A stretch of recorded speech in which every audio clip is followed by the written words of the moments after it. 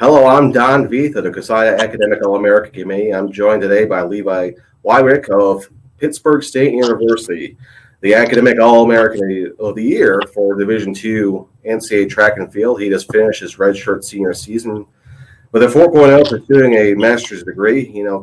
Again, congratulations, Levi, on winning this honor. What does an award like this mean for you? Award like this, it really brings um, together kind of all the hard work you've been doing and shows you kind of the people who've been supporting you and pushing you along your way in a sense. Like, you really get a broad view of the past almost from an award like this. Like, what has it taken to get here and who's been there along the way is how I view awards like this. You know, who do you really credit for installing some of the values in your life? Between the academics and athletics.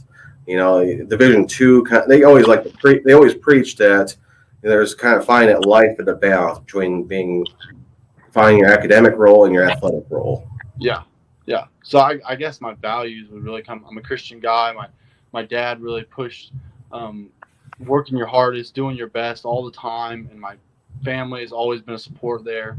So I take a lot of my values from that. And so coming to Pitt State, it's kind of the same in a sense that they expect a lot, they want a lot of your student athletes, and so it was just stepping into that next role in a sense when I got here for college is what I attribute the most to. So it'd be my dad, my family, and then the university as we moved along throughout my career here.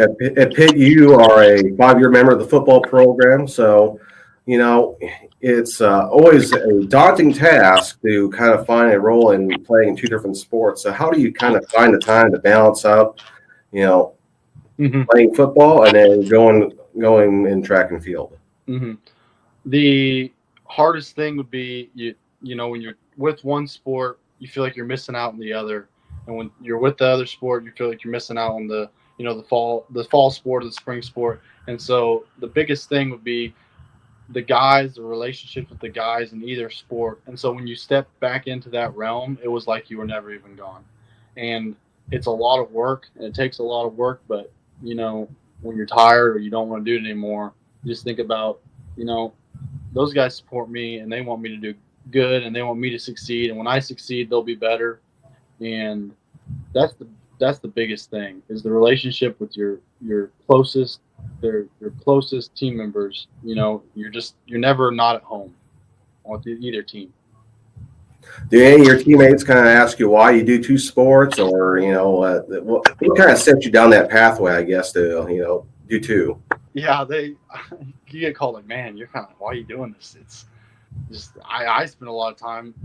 Why are you doing so much more? It's not worth it. But I was coming out of high school and I had found a niche in both sports, and I talked to coaches, and a lot, they don't want anything to do with you. But when you kind of set your mind to something that you want to do two sports and you love both sports equally, it was hard. I couldn't say no to either. And Pitt was like, hey, you want to try? And I said, yes, sir, to Coach Beck. And we gave it a shot, and it worked out pretty good. And to Coach Jewett, so. Yeah, it's a rarity these days to kind of find the two sport athlete, especially in those two combinations. 20 years ago, that was the norm, but you are kind of going against the norm with doing track and field and football. Yeah. On top of that, it's a big deal as a student athlete to get one Elite 90 award. You were on track to win 3. Just talk about you were set to compete in the indoor national championships, the NCAA, and obviously those were canceled, and then you missed out in the rest of your spring season. Just talk about kind of your thoughts then and your emotions at that point, and where are they at today with how everything all kind of transpired in the last 3 months. Start with the Elite 90s. It was, the first one was amazing, and it kind of set the pace that it pays to work hard. It pays to be in the trenches every day, doing your schoolwork, doing your sports work, and doing it to the best of your ability. So the first one was almost motivation for the next ones. And then we can move to the championships this year, it was a strange time. Everybody knows it was a strange time. It's high stress. It's still high stress. When they finally called it, I'm not gonna lie, there was a lot of emotion. There was a lot of sadness at that point. All the seniors, we didn't know if we had it. We didn't have the seasons. That could have been the end. We didn't know if we had future seasons or the opportunity of future seasons. And so, I think the biggest emotion at that point was just sadness.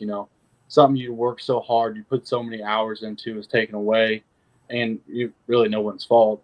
And then as it changed and they said there's possibility, and then they gave it back that spring semester, there was still sadness because you knew that some guys, they've taken jobs, they're moving on, they're not going to be able to get that back. And then there's happiness, and there's because you got another shot, and so you got to respect those people that they had to walk away, and you wish them the best, and you hope they're successful, and you feel bad for them, and then you got to look to the future because for a while there, I was down in the dumps, man. It was rough, and I'm sure other athletes, they can attest to this, man. It was a couple of weeks for me. Just your whole life changed. It seemed in 1 second, but then bounced back, coming out of that pit, and here we go again. We're gonna go another round, so it'll be good. It'll be real good. So you kind of hinted at the end there. You're going to be a 6-year senior. Just talk about you got a while to your next spring season coming up, and it's you're going to have to do some stuff in the fall just to kind of pass the time. So just talk about entering your 6th year. Yeah, I bumped into a coach this morning. We can kind of get back into the weight room a little bit now. They got a lot of precautions. They said, "Hey, how's it feel to be middle-aged and be playing college sports?" So I said, it's not bad being 40 and playing college sports, but no, I'm 20, 24, and it's gonna be good. I'm looking forward to it. I've never been able to have one season, just train we talked a lot about being a two sport athlete, and now I'm going to be a single sport athlete.